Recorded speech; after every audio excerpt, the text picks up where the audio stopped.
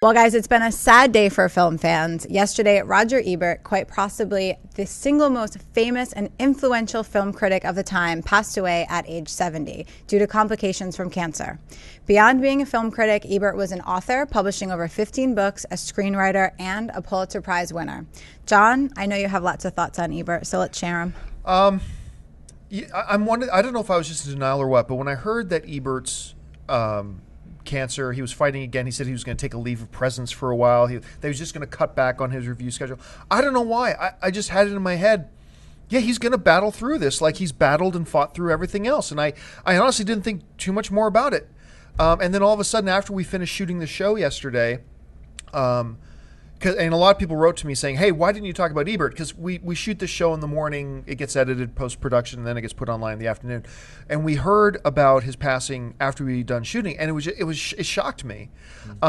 Look, I've talked about this on the show before. The most influential thing in my life, as far as being a movie fan, has ever happened is my first time going to see the original Star Wars in theaters. My mom took me, and that kind of set my whole life on a path of being a film fan. But Roger Ebert was one of the most influential people to me growing up as a film fan. I used to, whenever I could get the TV on, and wait, they're talking about movies? And, you know, we'd see him, and for a short time before he died, I was able to watch Siskel as well. He was completely influential, and I've said this for a long time, not just because he's popular. Ebert was my favorite film critic.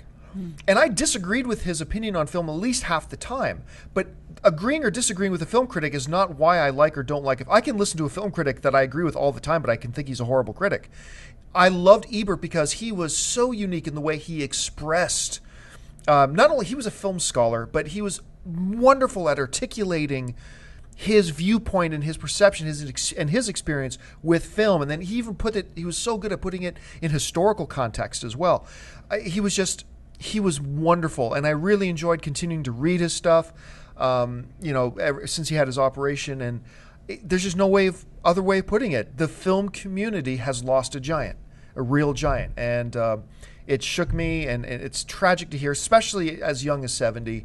It was just horrible. So anyway, Jimmy, your thoughts? When I was a kid, I remember watching his show, and it was so amazing to me because I would see all these movies I'd never heard of, and whether they liked it or not, it was opening my eyes and opening my life to this world of film that I had no idea existed. And in all honesty, he was just as influential to me as the first time I saw Star Wars or the first time I saw Halloween or Evil Dead. He was the guy that made it okay to like movies, to love movies. Yeah.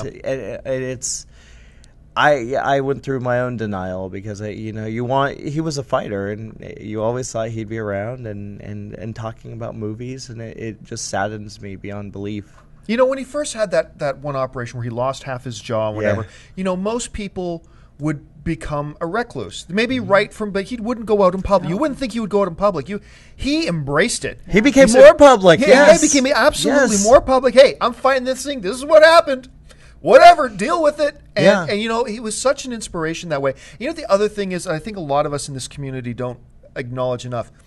Siskel and Ebert, when their show got popular, they were the trailblazers for taking the conversation about film on a mass public level. Yes, absolutely. And if it wasn't for guys like Ebert, we wouldn't have jobs today.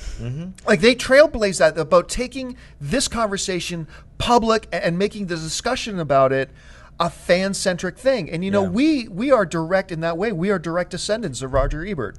And because of what he did and the fact that the film community and film fandom has grown the way it has, I think it has a lot to do with the fact that him and Siskel at the time and the smart producers behind them making that show popular, becoming the first real superstar film critics. There's just no way around it. I read a great tweet the other day.